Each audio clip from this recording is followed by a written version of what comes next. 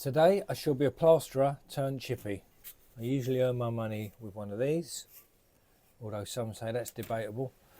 And today I'm going to be using one of these. I've had this router for about 4 or 5 years. I got it for a Christmas present, lucky enough for me.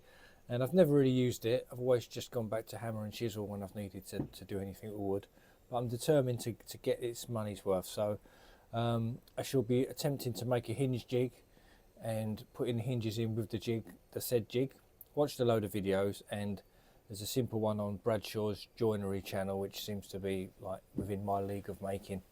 Like I say, I'm a plasterer, but I do enjoy a bit of woodwork. I don't mind putting a bit of skirting on, you know, a little bit of rough work. Well, it is rough for me, but you know, just changing it up a bit really. Get bored of doing the same thing all the time. So let's have a look at this jig and see if I can make it. See if the skills are there. Skills to pay the bills. I made some little door holders as well. Look at them. This chippy work's easy. Look, I'd like to see a chippy plaster a ceiling.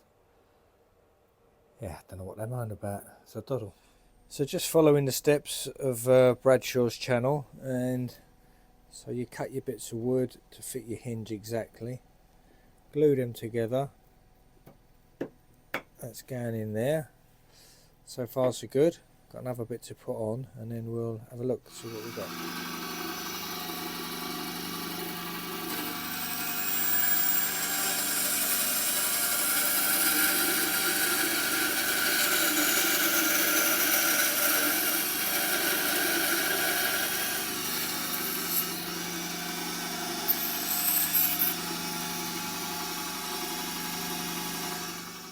Okay, so I think that's the jig done. My hinge is a little bit different than the one on Bradshaw's. You can see the end bits. Let me just put it down. These end bits pass out further than the leaf of the hinge, so I've had to open this section up just to allow for that. But basically, that's sort of shaped like that with a little bit of an overhang, so it'll sit against whatever you're cutting, obviously a door.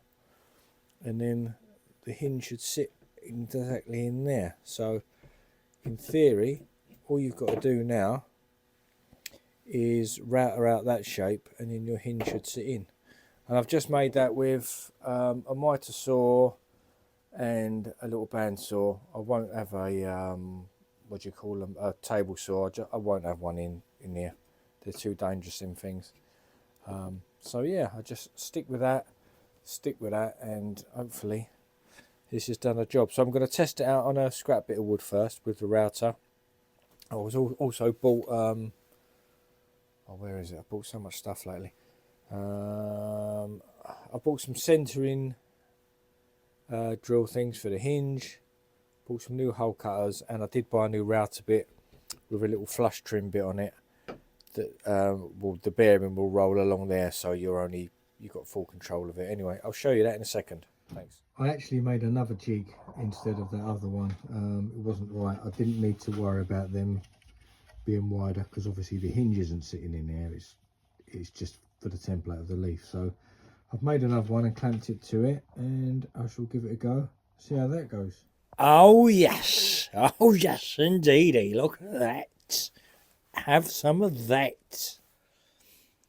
That was the first one. Always a bit scary, and then the second one I think was a better one. So I am quite happy with that. Let's put that in properly. Look. Not bad, not bad.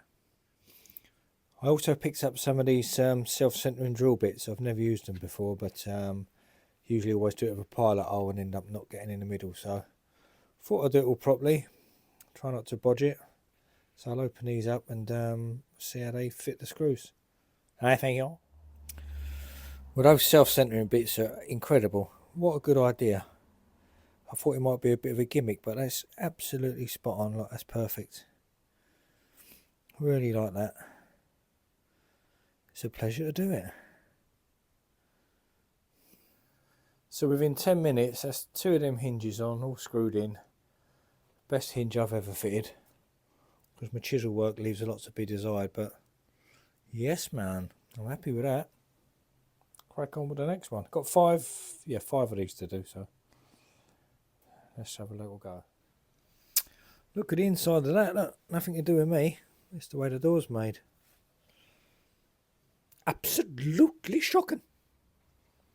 I just drilled that, look, and it's just fell to pieces. So I don't think I'll be getting much of a fixing in there. So I'm on the third door now, and the speed is growing with the confidence. I just wish I'd used this router years ago, really. Like, it's not bad. It's all good stuff. Because I want to try and do the same to the frames as well. Mind you, I've measured up at the job I've got to put these on. And the reason I'm doing them here is that they've had new decoration. Well, my friend, the homeowner, he's decorated it all himself, and they've just had new carpet put down. So I don't really want to be bashing and putting too much sawdust everywhere, so that's why I'm doing them here.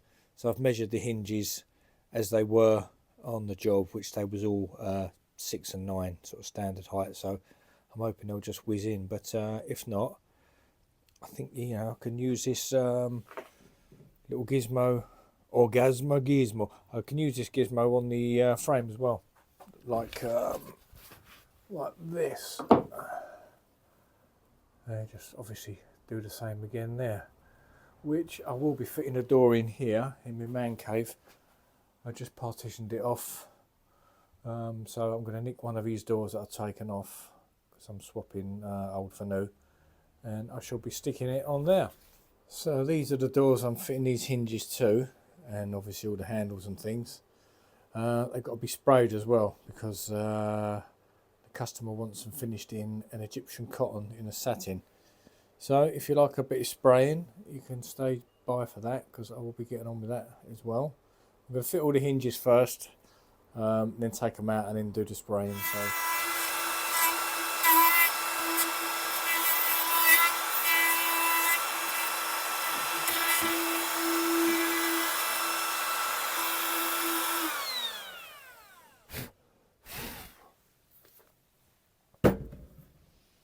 and that's basically how we do it. So any more tips, tricks, and you know what on the router, just give me a call, because I am the expert. Know what I mean?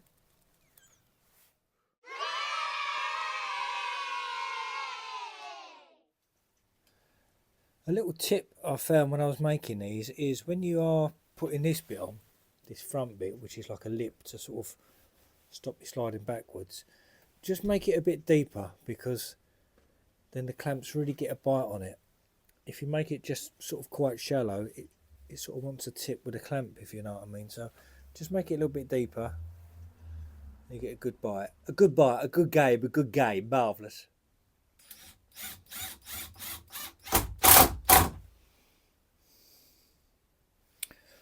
Right, that's 4 doors done. Really quick, probably got that done in under an hour. 4 doors all hinged out, and I'm so pleased with that little jig. I really am. I was going to pop out and buy a trend thing, you know, from Screwfix or Toolstation for about 50 quid. So I highly recommend making one of these. And like I say, it's I didn't show you how to make it, because I'm not that, you know, I'm not that type of guy really. There's so much more better people than me. It was Bradshaw's Joinery. If you look for him on YouTube, he's just a really nice guy, and he really shows you how to make this very easily, much better than I could have shown you. So yeah, that's that. So hinges are on. Tomorrow we'll be drilling in for the mortises, and I might make a little jig for that as well. Good morning. Day 2, Plasterer turns chippy. Now today is all about these mortises. Bought a new kit, Bosch Expert. So I'm going to start drilling these in, and hopefully I won't have to do too much mucking about after, because you know what they're like. Sometimes you drill these and it doesn't just want to slot in. You've got to get a chisel and start peeing about. So I'm hoping that this will go in pretty darn easy. Yay! Well, I must say these Bosch bits are fantastic. They've got this little auger bit on the end. You can see that, and it just really pulls into the wood. I mean, they're so sharp. It just basically went straight through. Okay, so that's that marked out, and I've made this little jig to go on top. I just got to work out how to sit it on the door first, so just literally stuck some wood around that just to form the shape, and then I'll get that on the door and try and use the router same way, the hinges, just to get that out. So that should make things easy. I saw something like this on YouTube, but can't be that hard to make, so I've just sort of tried it myself. So I just clamped a little side bit on it at the point of the middle, so then when it goes on, that side bit sits against the door, so it stays central, and then I can put a clamp on there. Then looks a bit crude, but I'm sure it'll do the job. 4 doors, 4 latches all put in. I've probably got to take the edges off the doors when I get there, because I've just measured the size, so when I hang them, no doubt I'll have to take something off these front edges. So I've just gone in enough just to give it something. Don't look at that one, that went a bit off, but that's with the little jiggy jig, which is that one there. All worked okay. Now then, with this door, this is a 24-inch door, but the gap is 21, so this should be fun. I've got to try and cut this down to a 21, so I've got to take 1.5 inches off of each side and hopefully put the block back in without ruining the door. I've spoken to the customer and they're happy for me to have a go at that, because I can't get a 21-inch in this door. I could get them online, but I think they're all grained, which they don't want. They want a smooth finish, so that's the next project, turn this one into a 21-inch. Wish me luck. Not looking forward to cutting that door down. A little bit dubious about how it's going to turn out. So I think before that I just have to mill it over in my head, sit there with a nice cup of tea. Nan, Yes, dear. make us a nice cup of tea, would you? Okay, dear. Wonderful, dear. Right, time to cut this door down. 3 inches, 1.5 inches off either side. Oh, built myself a little clampy. Nice. Starting to use my brain now. Starting to think like a carpenter. The way of the chippy. Anyway, so I'm going to mark this out now. 1.5 inches off each side, and then run the what do you call it? The terrible at this, isn't I? The plunge saw down it. Plunge saw. I'll show you me runner for that. 1 second. Now I predicted I'd have to be cutting down the edge of the door, and I just had an old McAllister saw with 2 of these little short bits with it. So I bought myself the Makita 1.5 metre one and attached it. It seems to go alright, lines up pretty good. I think the Makita is the original, I think, so a lot of them line up with that. And that can just go on the door. I can get a nice decent cut down each edge then without too much wandering, because that's what we don't want.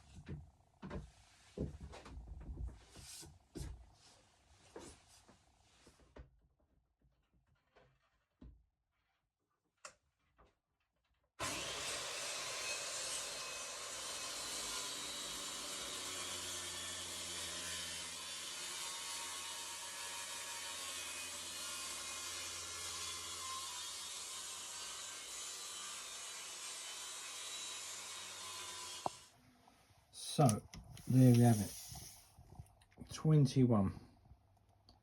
That will cut okay. Now I've just got to deal with a fallout, try and make them good again. Oh my god, it's got quite a nice big block in it, so I'll probably just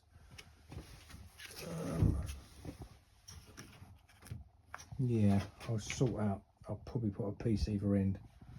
Obviously I'll just leave that bit in, and then I shall piece it in top and bottom.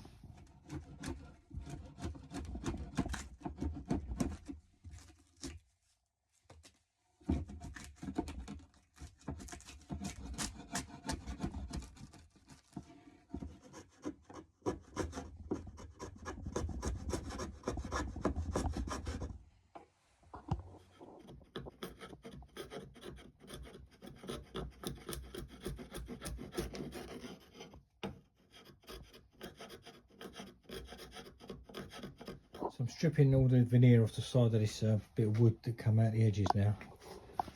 That's no mean feat either, it's really stuck on, so I've just been running a chisel along it. I find that seems to work okay. I'll chisel it off and then I shall get a sand on it and bring it all back down to smooth again. I suppose I could have bought a bit of timber, but by the time you go out and buy it and then prepare that, you might as well just persevere with this really. All part of the process.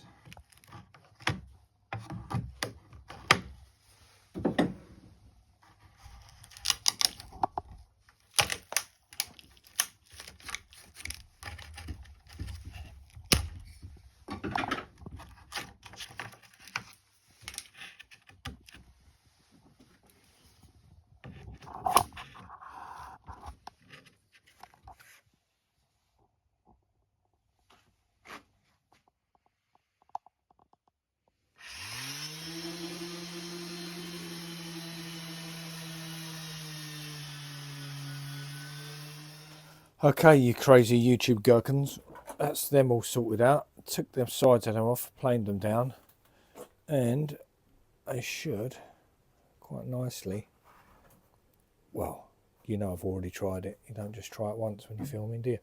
So they fit in there lovely, look nice and flush. And then we've got the same at the other end, if I can hold the camera still, another one there, which just goes gorgeously into there and into there.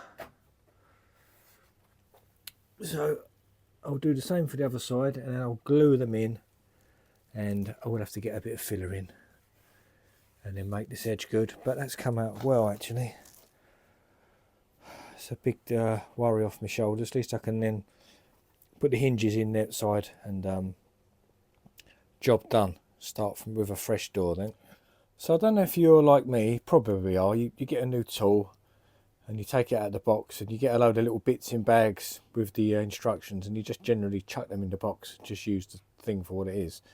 But I've had this for about 5 or 6 years, this mitre saw, and I've only just discovered this little thing, which has always been in a box somewhere, and it just bolts onto there and you just hold your workpiece down with that and just clamp it down. The amount of times I could have done with that, teach me, wouldn't it? Teach us all really. Just have a little double check rather than get too excited, because we're all still kids, aren't we, really, with our tools. There it is, look, holding that as steady as a rock. The amount of times I've been trying to push that down while trying to hold the saw to stop the wood rising up, and all the time I had this little thing in the box. That is perfect.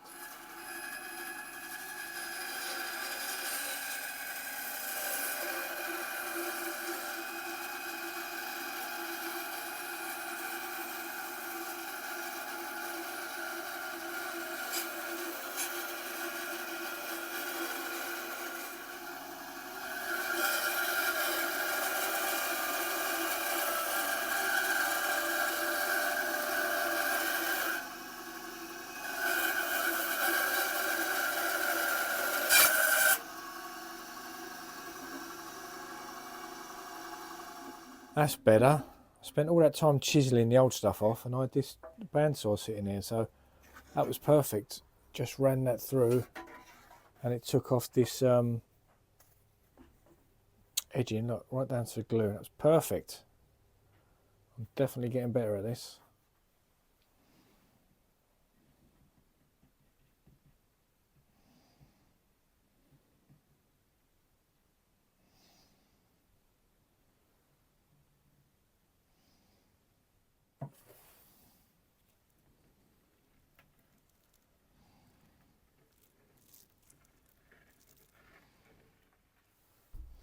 that's one side all clamped up, and I've tried two methods to clamp it. So this end I glued in with some of this Gorilla Glue, like the PU glue. I think it sort of foams up. And then this side I just used, that isn't what's in there, I just poured some PVA into this. This is from an old job. So yeah, that's PVA and that's the Gorilla Glue. So we'll see which one holds up best. So now, while that's all drying off, I've got to turn this, one second, this, my little man Jim, this is going to turn into a spray booth. So the plan is just to shift all this over there. And I've got some Cordex, some sheets of the black Cordex, and I'm going to sort of hang it off of there and then form a little spray booth around that wall. So that's the next plan.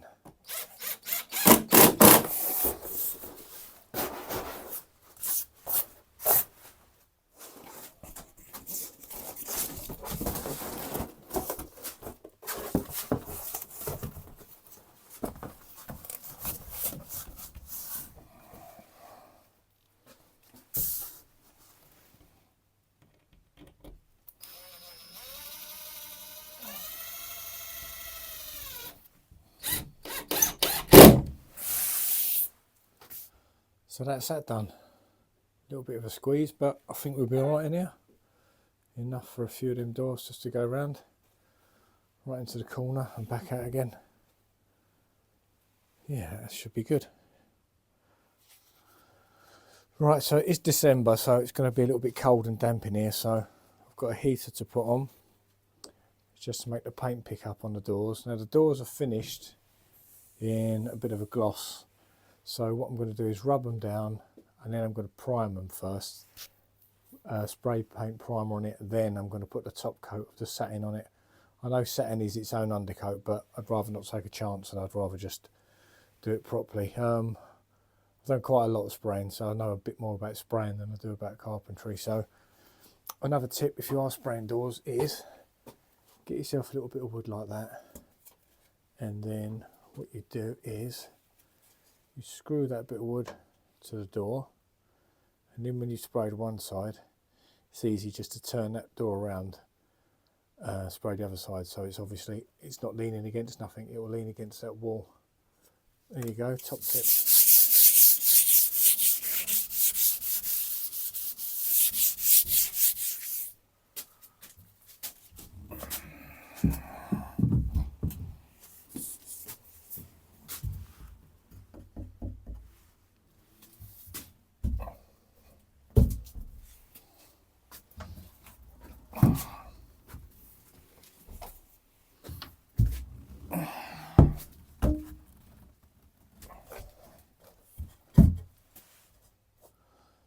So that's took about 15 minutes. It was just a quick rub down either side. You don't need to go mad. You're just trying to put a little scratch into the door so the paint sticks to it.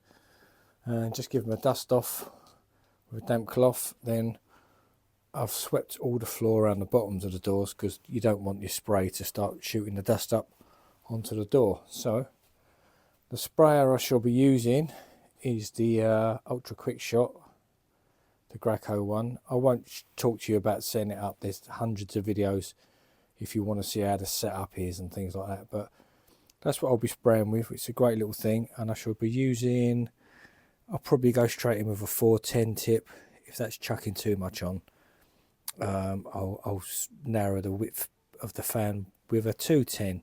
But again, spray tips is another little minefield, and there's plenty of videos explaining about what these sizes mean and what tips fit stuff. But generally, if you're using the Graco stuff like this, just stick to these fine finish low pressure tips and you should be all right, really. It takes a little bit of getting used to, but just becomes second nature like anything does, really. But have a go. If you're a bit dubious about it, have a go. You haven't got to buy one of these. You can buy any amount of sprayers, but just have a go, even if it's on a fence panel or a bench. You'll be amazed how quick it is and how much you enjoy painting again. And this is the primer I'll be spraying, just to let you know, if anyone's wondering. I use all different primers, really, to be honest. Just try and stick to a good make. This was what was left over from another job, so it's quite a bit in there, so shame not to use it.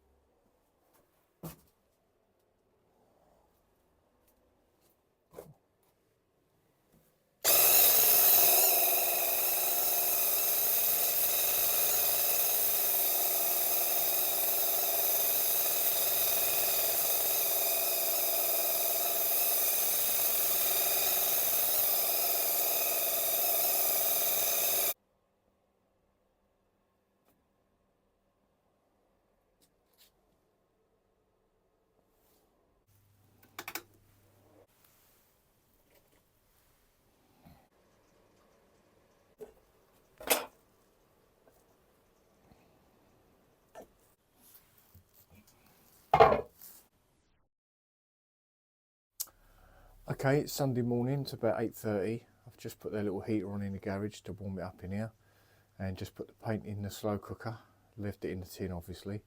So I want to spray the top coat on these doors today as early as possible to give them some chance of drying to take to work tomorrow.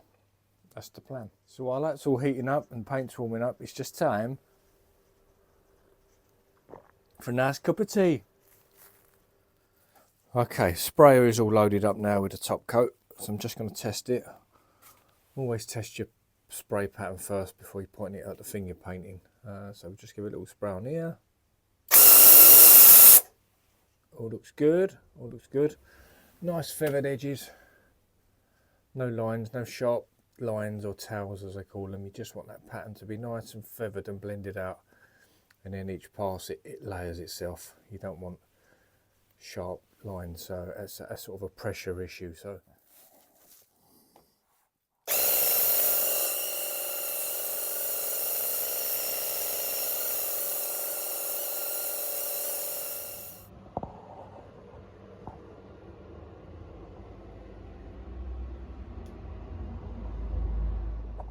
here's that door that was cut down and all glued together. It seems to come out all right. Put some 2-part filler all down the sides of it. Gave it a quick sand down. Now I'm just going to paint that. Yeah, not bad at all really. Not the best, not perfect, but it's just for a little airing cupboard. So